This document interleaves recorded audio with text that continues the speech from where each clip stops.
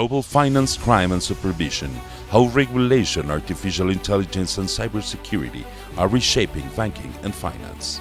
En los márgenes del sistema financiero, algo se mueve más rápido que la ley, más silencioso que la regulación, más inteligente que nunca antes. Mientras el dinero fluye en milisegundos, los riesgos viajan con él, y México, en el corazón de América, es punto de encuentro y de tensión.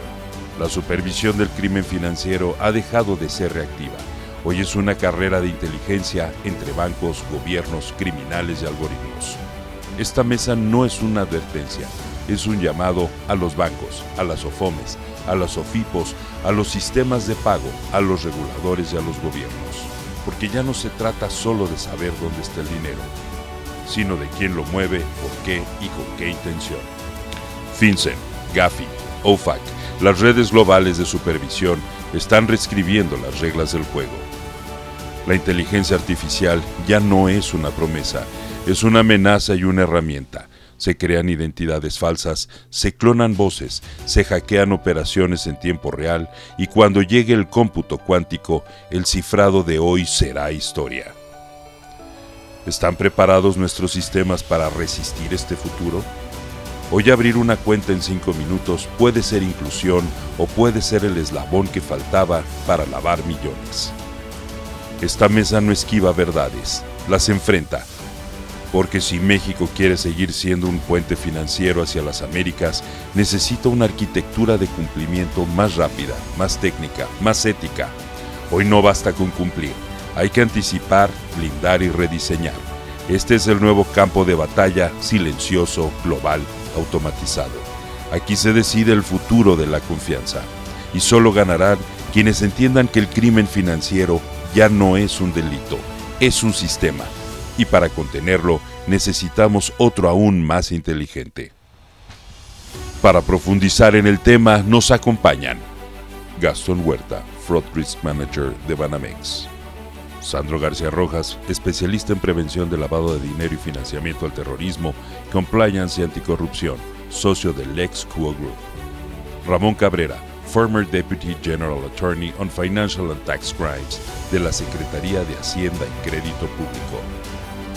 Y para moderar el panel, Stephen Cover, Chief Executive Officer de Avalo Labs. Les damos la más cordial bienvenida al Risk Management and Trading Conference 2025. Gracias a todos por estar aquí. Buenas tardes a todos. Y como han de saber, pues han habido muchos cambios, ¿no?, en el sistema financiero, localmente e internacionalmente. Y bueno, localmente hemos visto cómo las sanciones estadounidenses contra los carteles, tenemos la inteligencia artificial y bueno, consideren esto, que el año pasado, aquí mismo en México, pues el fraude costó unos 300 mil millones de pesos a las personas, ¿no? Así que entre eso también hemos visto que los bancos pues están presentando más y más reportes de actividad sospechosa. Y no hemos visto pues mucha actividad el crimen sigue surgiendo, ¿no? No es como que está parando. Así que el desafío de hoy es cómo convertimos esta balanza de detecciones y prevención y hacerlo en aplicaciones reales, ¿no? Así que nos gustaría empezar, queremos cubrir unos cuantos temas aquí, vamos a ver qué es lo que realmente podemos hacer en este corto tiempo. Pero podemos empezar un poco tal vez con el tsunami regulatorio y los cambios que están pasando localmente, ¿no? Y me gustaría, antes de empezar eso, tal vez si se pueden introducir un poquito cada uno para hablar un poco del background, ¿no? No sé si, Sandro, si quieres empezar. Gracias. Muy buenas tardes a todas y a todos. Yo soy Sandro García Rojas fui algunos años vicepresidente de la Comisión Nacional Bancaria de Valores y muy contento de estar con ustedes aquí.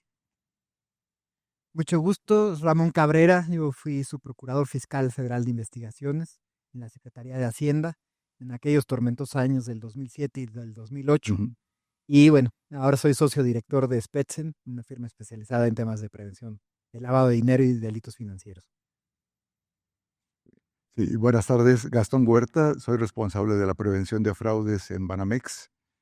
Tengo 32 años en el sistema financiero, de los cuales 25 o 26 años son en este tema de prevención de fraudes, y pues realmente es todo un reto y un orgullo estar en estas funciones, porque son, además de como decía, muy retadoras, nos presentan cambios significativos en el día a día, y que pues realmente es parte de lo que vamos a comentar ahora. Muchas gracias. Claro, bueno, muchas gracias. Y me gustaría empezar pues con que cada panelista tal vez tome 1 minuto o 2 minutos para decir, bueno, realmente cuáles son los riesgos y desafíos que los mantienen despiertos en la noche a ustedes o a sus equipos, ¿no? Bueno, empecemos otra vez desde aquí.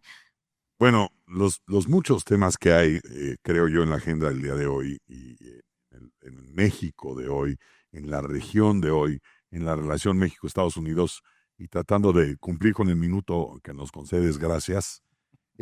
A ver, me parece que el tema del lavado de dinero, el tema del fraude, los ciberdelitos, estamos viviendo una época absolutamente de cambios, pero yo pondría sobre la mesa un cambio radical a partir de que el gobierno de Estados Unidos nombra a las asociaciones delictuosas, a los cárteles de la droga, como organizaciones terroristas.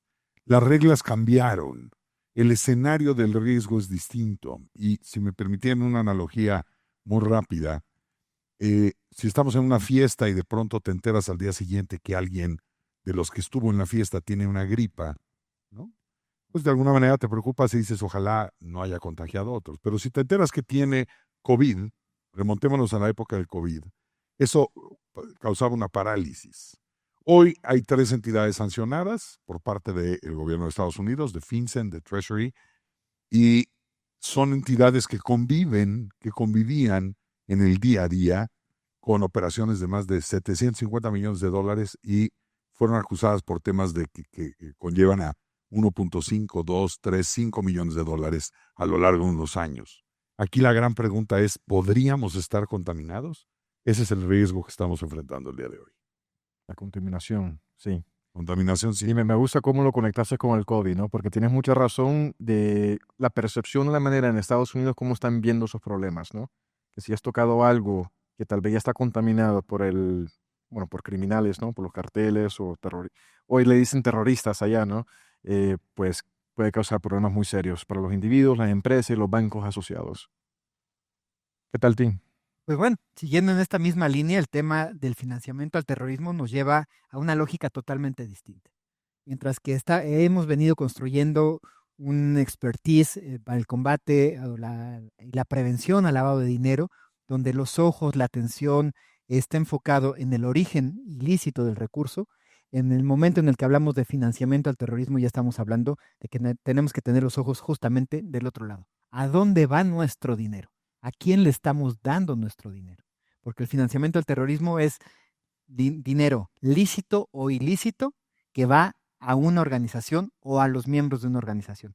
Le comentaba ahorita Stephen, en noviembre del año pasado podíamos ir a comprar un vehículo a una agencia automotriz ahí en Culiacán, no quiero estigmatizar, pero bueno, en Culiacán puede ser ejemplificativa, que el dueño de esa agencia tuviera una vinculación con los cárteles que operan en la región, y en ese momento hacíamos la adquisición del vehículo y no estábamos cometiendo ningún tipo de ilícito. Marzo del siguiente año, vamos con nuestro mismo dinero ganado lícitamente, compramos un mismo vehículo, pero resulta ser que al ser parte, el dueño de esa agencia automotriz, un integrante de un cártel o vinculado a un cártel, en ese momento ya estamos cometiendo un ilícito. Ahora, ¿tendremos excluyentes de responsabilidad? Sí, podemos demostrar que no teníamos conocimiento que él fuera, no teníamos por qué haberlo sabido y en su momento acreditar que hicimos lo suficiente y tener la evidencia de ello para evitar haberle proporcionado los recursos. De lo contrario, estamos metidos en un severo problema que rebasa toda nuestra lógica.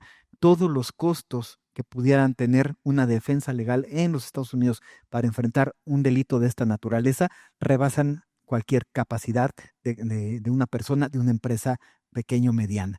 Esto es lo que cambia. Y no es el cambio semántico. No es decir, aquí hay criminales como nos los vende el día de hoy nuestra autoridad y los terroristas, como nos lo anuncian los americanos. No es un cambio semántico, es un cambio de régimen legal, porque el crimen organizado ordinario, digamos, ese se rige por una legislación muy concreta, muy específica, ya muy conocida. Pero todo lo que es el financiamiento al terrorismo no tiene un régimen totalmente diferente, una forma de abordar el fenómeno diferente. Y luego, si todavía consideramos que a nivel global toda la normatividad, toda la regulación se diseñó para combatir el financiamiento al terrorismo en una región totalmente aislada, totalmente contenida, digamos en cuarentena, como era el Medio Oriente, ¿cómo vamos a pretender tener ese mismo marco regulatorio al momento de trasladarlo a México con esta intercomunicación financiera, comercial de personas de tan alto volumen entre México y Estados Unidos? Hace inaplicable ese marco del terrorismo a este neoterrorismo, como lo califico. Este neoterrorismo requerirá nuevas leyes, nuevas reglamentaciones diferentes. Y también vemos cambios de actitud en la autoridad americana. Por ejemplo, la tradición de no negocio con terroristas, vemos que hoy por hoy sí están negociando con quienes ellos designan terroristas. ¿Por qué? Porque no son los terroristas tradicionales. Es este neoterrorismo que tendrá que tener reglas totalmente diferentes. Claro. Bueno, muchas gracias. Y tú, Gastón, pues, ¿qué te mantiene despierto en las noches? Mantienes un equipo muy grande, ¿no? Y un banco que es tan sumamente importante para el sistema financiero local aquí en México. Pues, ¿qué te mantiene despierto, no? Sí, sí, gracias. Pues mira, realmente sabemos que la tecnología está avanzando a pasos agigantados, que eso no es malo, por supuesto, al contrario, pero sería menos malo o más bueno si no fuera porque del lado del crimen financiero tienen una agilidad y una velocidad para adoptar estos avances en la tecnología, adaptar sus técnicas para cometer los fraudes, y que esos avances a pasos gigantados de la tecnología y la adopción tan rápida, tan inmediata y, por qué no decirlo, tan efectiva del crimen organizado, del crimen financiero para explotar esa tecnología, si tuviéramos nosotros de este lado la misma velocidad para adoptarla, para contener estos cambios, y que también la organización, la regulación y todo pudiéramos avanzar de esa misma manera, tal vez no sería tanto una preocupación y a lo mejor no nos podría mantener despiertos por la noche, pero Sí. esa es la preocupación, la velocidad de adopción de los unos y los otros, donde tenemos que darle la vuelta, tenemos que ya dar esos pasos para cambiar lo que siempre hablamos de que vamos atrás y atrás de los defraudadores, para poder finalmente ya poder explotar simultáneamente o mejor que ellos y poder ir un paso adelante. Eso es lo que tenemos que hacer que cambie, y pues para poder dormir bien. Y quizás si me dejas añadir a lo que dice Gastón, la importancia de la autorregulación. Porque si nos esperamos a que eventualmente venga la autoridad, entienda un poco la problemática, a veces la autoridad no es solamente la administrativa, a veces estamos hablando de las cámaras de diputados y senadores, que además, con independencia de sus capacidades o tecnicismos, aptos o no para entender ciertas problemáticas, digámoslo con todas sus letras, tienen otras prioridades también que atender. Entonces, la capacidad de autorregularnos y de nosotros desde la iniciativa privada, desde la empresa, tomar medidas eventualmente preventivas. Por supuesto, ahí no me dejará mentir Gastón, en el sentido de la innovación normalmente siempre está en la orilla de lo ilegal, ¿no? Normalmente lo que es innovador es primo, vecino, absolutamente pared con la parte de la ilegalidad. Mientras podamos mantenernos en el margen de la legalidad, bienvenida a la innovación, bienvenida a la autorregulación, porque nos urge tenerla. Claro. Y bueno, Ramón, me gustaría saber, bueno, pues, ¿qué piensas tú? Pues claro, tiene que existir el marco regulatorio, ¿no? Y con todos estos cambios que están pasando, pues si realmente, bueno, uno si localmente estamos viendo que los reguladores y la ley aquí está cambiando lo suficientemente rápido para, pues, seguir el paso con los cambios. Y no solamente son, bueno, son también cambios que son de parte de, bueno, exigencias internacionales también, ¿no? Así que eso, y también si tú piensas que, bueno, si realmente pues el sector privado también está ayudando a poner esas normativas, bueno, y de igual manera que estaba platicando Sandro, que es necesario ver. Así es, mira, desgraciadamente lo que vimos en meses recientes, en julio, es la entrada en vigor de la ley antilavado, de las reformas a la ley antilavado. El enfoque que tiene la ley antilavado es únicamente enfocarse en la metodología de combate, de prevención al lavado de dinero, con una sobrecarga regulatoria a ese mismo fenómeno, pero dejaron totalmente excluido el tema de financiamiento al terrorismo. Y aunque en la iniciativa venía la incorporación nominal de financiamiento al terrorismo que excluyeron al final, en realidad nunca modificaron la metodología que estaba dentro de la ley. En su momento, cuando se plantea esta ley en el 2010, nosotros estábamos previendo justamente el tener una ley que nos permitiera abordar las dos grandes problemáticas que nos plantea Gafi, el financiamiento al terrorismo y el combate al lavado de dinero. Bueno, sin dejar el tema de las armas de destrucción masiva, pero enfocándonos en esos dos puntos era nuestra prioridad. Nos las quitaron por una decisión de Estado en el 2010, 2012, en ese proceso legislativo.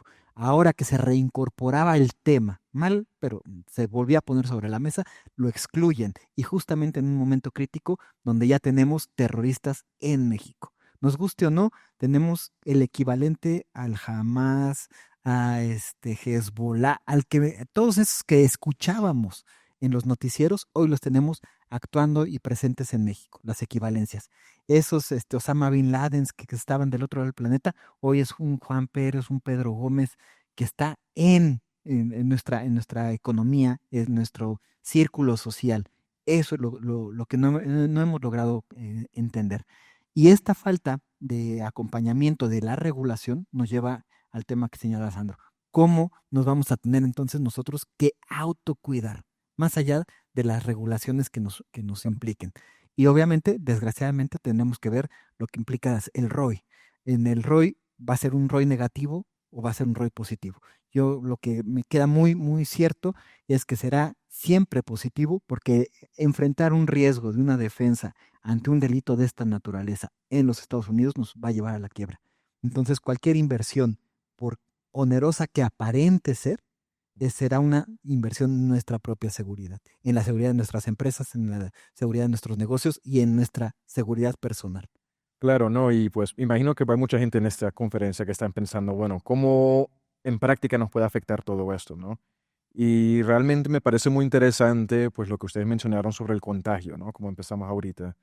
Y realmente, en práctica, ¿qué significa eso, no? Eso significa que si tú eres un banco, una casa de bolsa, pues tú puedes perder el acceso al sistema financiero internacional, ¿no? Si tú eres una casa de bolsa, ya no puedes ir y hacer, pues, la compraventa de activos para tus clientes. Si eres un banco, ya no puedes hacer tus pagos internacionales. Y realmente, pues, te cierra el resto del mundo. Y hemos visto, bueno, durante los tiempos de de-risking, de banca corresponsal, a mediados de 2010, vimos países que perdieron todos sus corresponsales y cómo la economía caía, ¿no? Pero, bueno, la pregunta para el panel aquí sería, bueno, ¿cómo podemos, bueno, como instituciones financieras, ¿no? Y el sistema financiero, ¿qué se puede hacer para combatir eso? ¿No? Que es un, prácticamente, ¿no? Si tú estás manejando el programa de cumplimiento en un banco o una casa de bolsa, eh, ¿qué puedes hacer para combatir eso? A ver, desde mi punto de vista, y creo que no me dejarán mentir, Ramón, Gastón, aquí hay un gran tema que es, estábamos acostumbrados a que todo lo que estaba bancarizado, si alguien llegaba a quererte pagar dinero en efectivo, no, en efectivo, tener la duda, el régimen, digamos, el origen, no hay trazabilidad, pero si ya está bancarizado, 1, 2, 3 por mí, pues ya está limpio, ¿no? Hoy no podemos entender que el dinero que está en una cuenta de banco está limpia. No podemos partir de ese supuesto. La rapidez con la que se mueve el tema del fraude. Gastón, tú lo ves de manera habitual, cómo rápidamente operan, rápidamente difuminan los recursos entre cuentas, rápidamente las sacan, ¿no? Me acuerdo hace algunos años en el caso aquel del SPEI, ¿no? Cuando hubo de pronto la salida de los recursos al SPEI. ¿Cuántos estados intervinieron? ¿Cuánta gente intervino? ¿En cuántos minutos se sacó el dinero. Estamos frente a mecanismos de organización muy complejos, de tal suerte que hoy uno de los factores que tenemos que tomar en consideración es la velocidad de reacción, desde mi punto de vista. Sí, yo creo que más bien eso viene a un punto de, uno hablando también de tan rápido que está cambiando todo la inteligencia artificial, ¿no? Y bueno, con eso pues vienen las identidades sintéticas, ¿no? Y eso pues ayuda a mucha gente o crear fraudes o hacer lavado de activos, pero al mismo tiempo la inteligencia artificial también es un escudo para muchas instituciones a poder sacudir y ver quién realmente está causando un fraude, ¿no? Así que no sé si, Gastón, si puedes hablar un poco de qué estás viendo tú, qué es lo que está funcionando, no funcionando, cómo ves que va a cambiar esto y cómo deberían de estar preparándose las instituciones hoy en día y qué es lo que deberían estar pensando los reguladores, qué cambios deberían estar exigiendo también, ¿no? Sí, sí, por supuesto. Mira, hablando de la regulación y también tomando un poco de lo que comentaba Sandro hace un rato de la regulación y la autorregulación. Mira, la regulación de fraude del 2024 sin duda es un gran avance, es un primer paso importante para cerrar un tanto las brechas que hay entre instituciones en las prácticas, hacer un poco más, si no cerrarlas por completo, hacer menos grandes esos gaps, pero insisto que es un primer paso porque todavía deja muchos temas, muchas brechas por cerrar.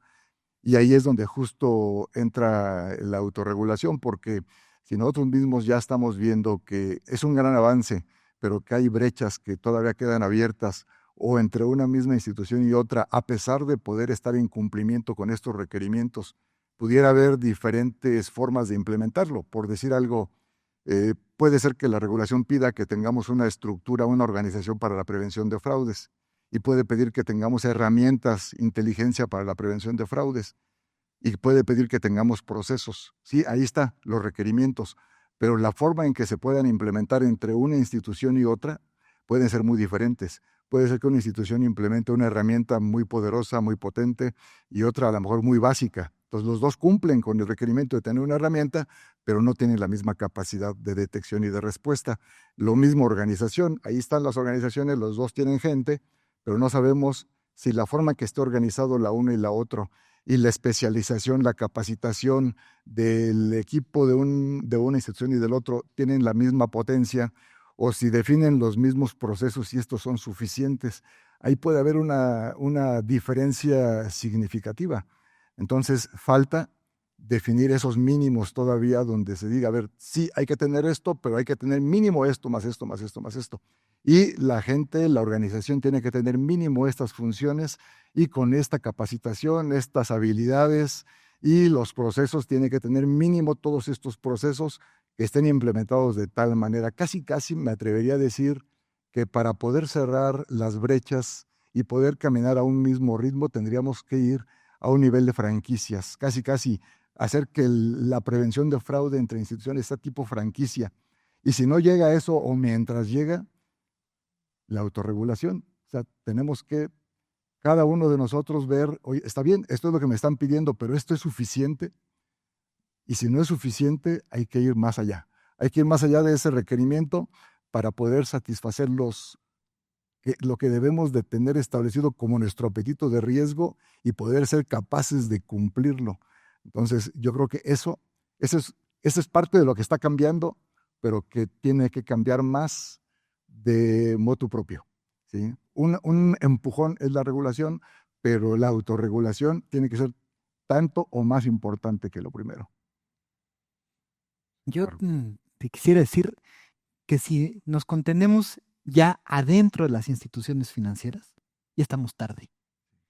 Tenemos que llevar los esquemas de prevención a los gatekeepers, y no solamente a los gatekeepers formales que hoy conocemos, los de las actividades vulnerables. Tenemos que llevar esos niveles de cumplimiento a la clientela para llevar las líneas de defensa de las instituciones financieras y al final del día de todos hacia los usuarios. Y de repente sí tenemos que estar pensando en modelos de certificación, donde certifiquen y homologuen a nivel interno los modelos de prevención, sí, pero también que hay una homologación de los mínimos que le vas a exigir a cualquier cliente que debe de tener para que tú puedas tenerlo como cliente. Si no viene vacunado, ¿de qué te sirve a ti estar vacunado? Te vas a contagiar internamente. Entonces, yo iría por un paso más, llevar todo el frente de prevención fuera de los bancos, fuera de las instituciones. Y eso implica, bueno, un trabajo de autoridad, pero si no viene la autoridad, entonces tendrá que ser ahora sí que el ejercicio de la autorregulación, de la autocontención, porque obviamente las áreas de negocio de los bancos, de las instituciones financieras, pues van a pegar el grito en el cielo cuando les digas que les vas a poner peros a sus clientes.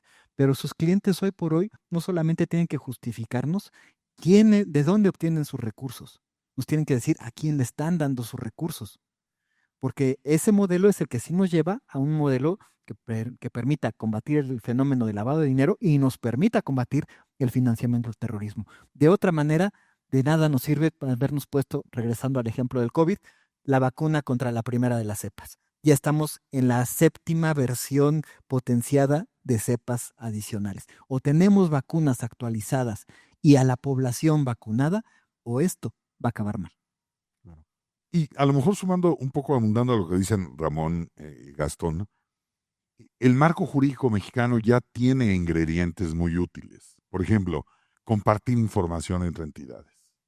Plataformas hoy están a punto de lanzarse, escenarios que están probándose, donde podamos compartir entre bancos, por ejemplo, entre remesadoras, entre casas de bolsa, información sobre nuestros clientes. Hay una falsa percepción de que nosotros somos 4 bancos, yo no te puedo enseñar información de mi cliente riesgoso porque no me lo vayas a robar.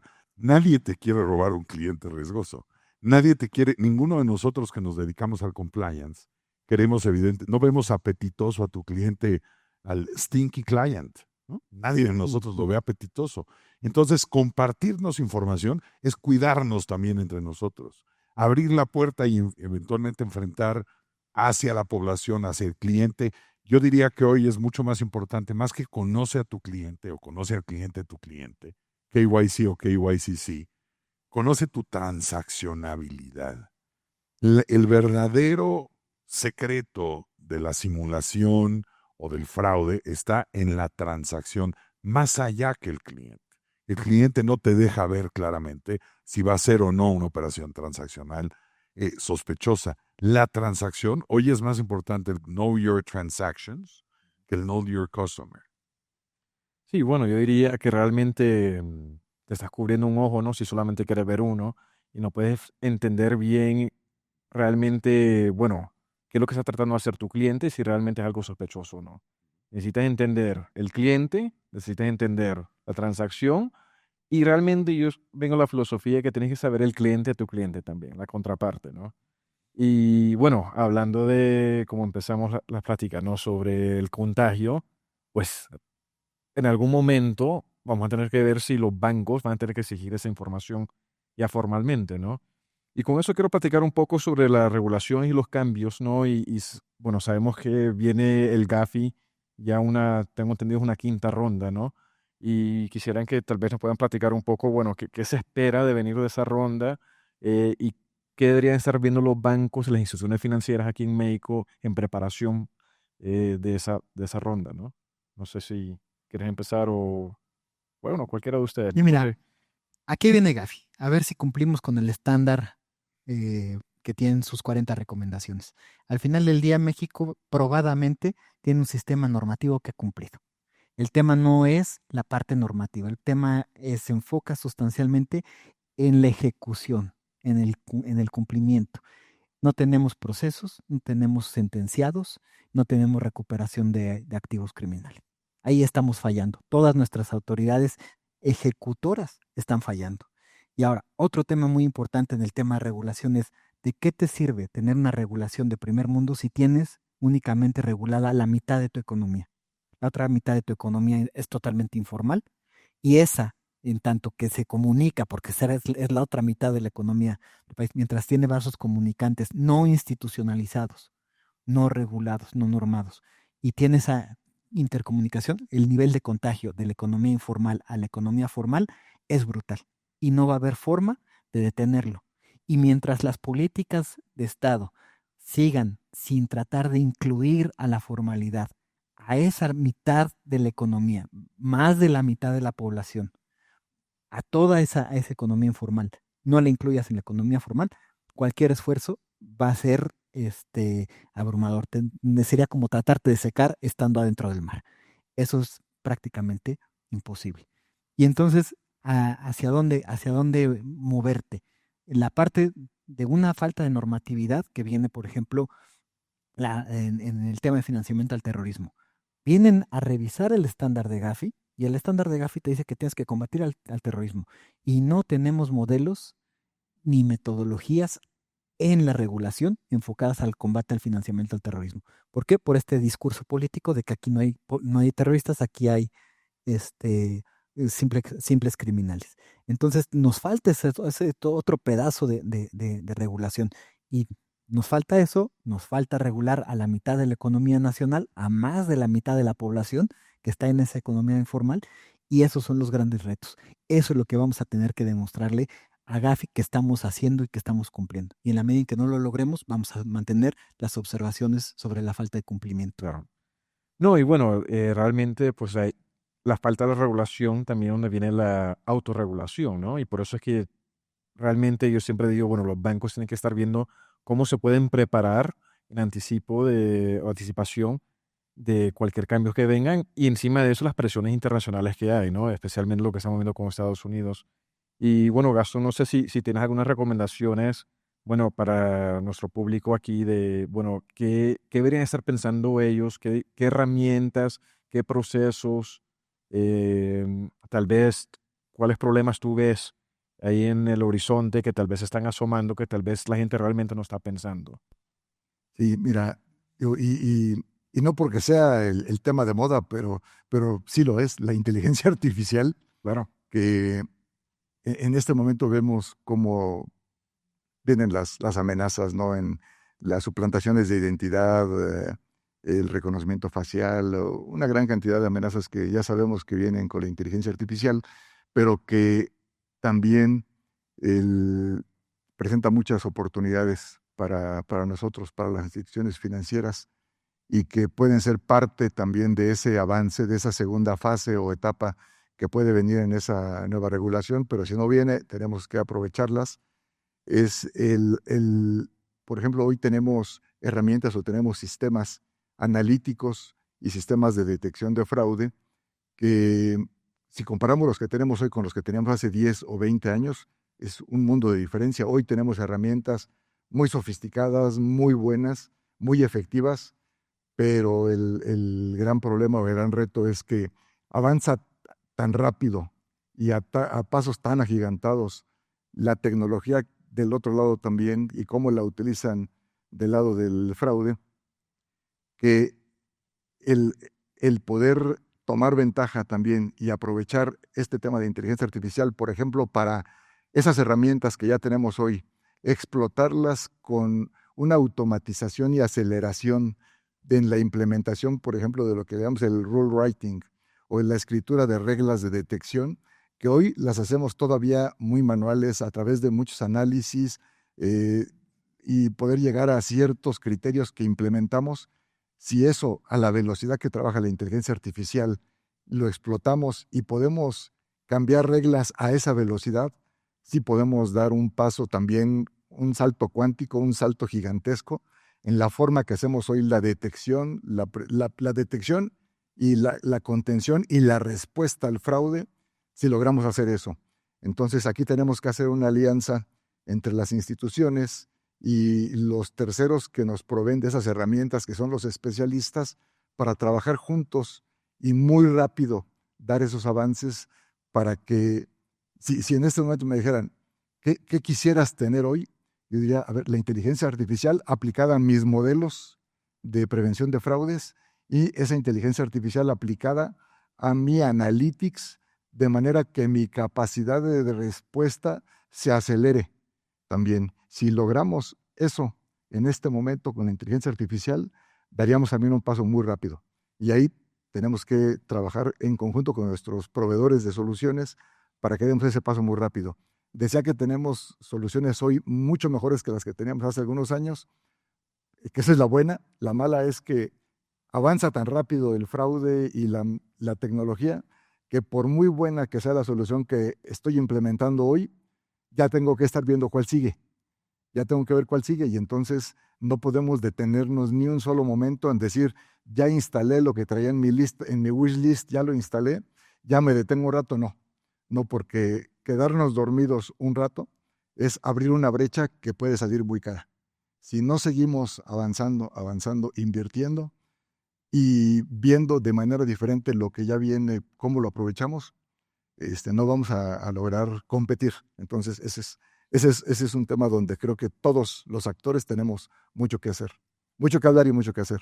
Sí, claro, ¿no? La inteligencia artificial realmente le ha dado la oportunidad a muchas personas que causan fraudes, ¿no? Sí. Poder venir, antes, yo me acuerdo, hace 10 años cuando yo empecé mi carrera, bueno, han sido más de 10 años, ¿no? Pero uno podía leer un documento legal y por diferentes errores de lenguaje o lo que sea, uno sabía, bueno, sabes que esto es algo fraudulento, ¿no? Este lenguaje se nota que es un inglés o un español que realmente no se utiliza en este hemisferio. Pero con la inteligencia artificial, pues realmente pueden poner todo tipo de documentación y currículum vitae y todo de una persona virtual. Y más bien yo estoy pensando, yo, bueno, vamos a llegar a un punto, vamos a hacer un círculo total donde las personas para aperturar la cuenta tienen que ir físicamente otra vez a una sucursal, ¿no? Porque va a ser la única manera de verificar quiénes son. Y, pero, Pero digo, fíjate, Steven, yo creo que incluso lo que dice Gastón tiene toda la razón. Hablaba de un tema como de franquiciar. Aquí el gran problema es cuando hay arbitraje regulatorio, por ejemplo, entre sectores. claro, ¿No? Entonces tienes un sector que está con ciertas capacidades regulatorias, tienes otros sectores que tienen mucho mayores posibilidades. Hablo, por ejemplo, bancos versus OFIPOS versus cajas de ahorro versus uniones de créditos o FOMES, casas de bolsa.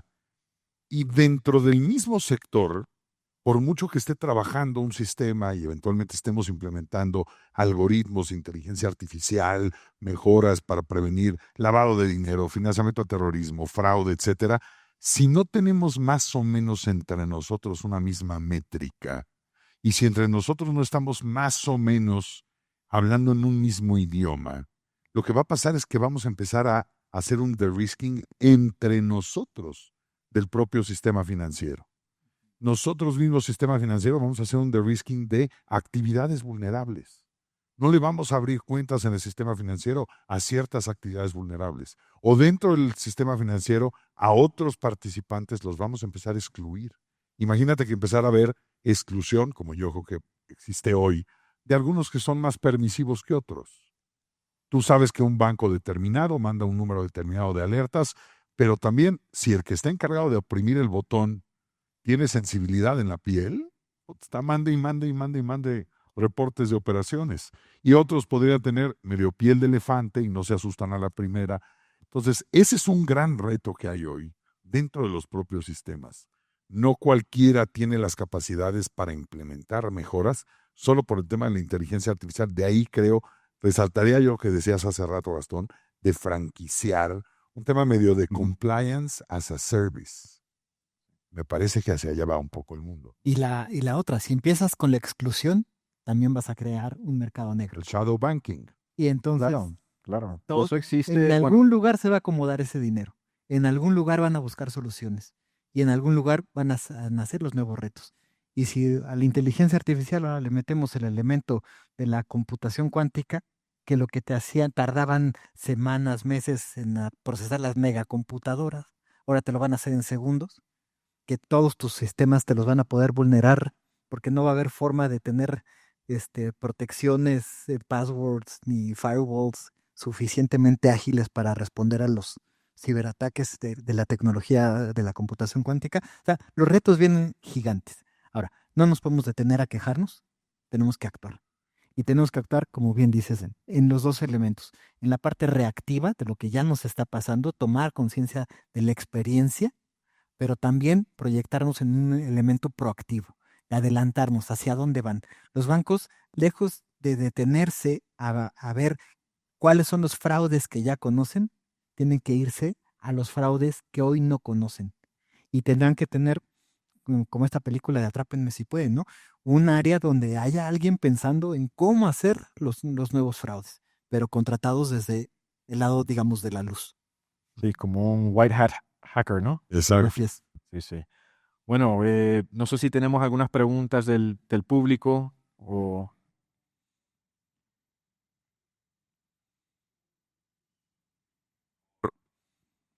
Tenemos audio. Bueno, por cuestiones de la hora, andamos un poco limitados, pero yo creo que sin duda nos han dado una clase profunda, una clase puntual, y nos han puesto aspectos muy delicados en lo que vamos a tener que enfrentar, no solamente en el sector financiero, en cualquier empresa por la vinculación natural que podemos tener con cualquier fuente de lavado de dinero o incluso hoy en México por calificación del exterior, valga la mención, de fuentes terroristas. Entonces, pues el problema está enfrente. Yo creo que merecen un gran aplauso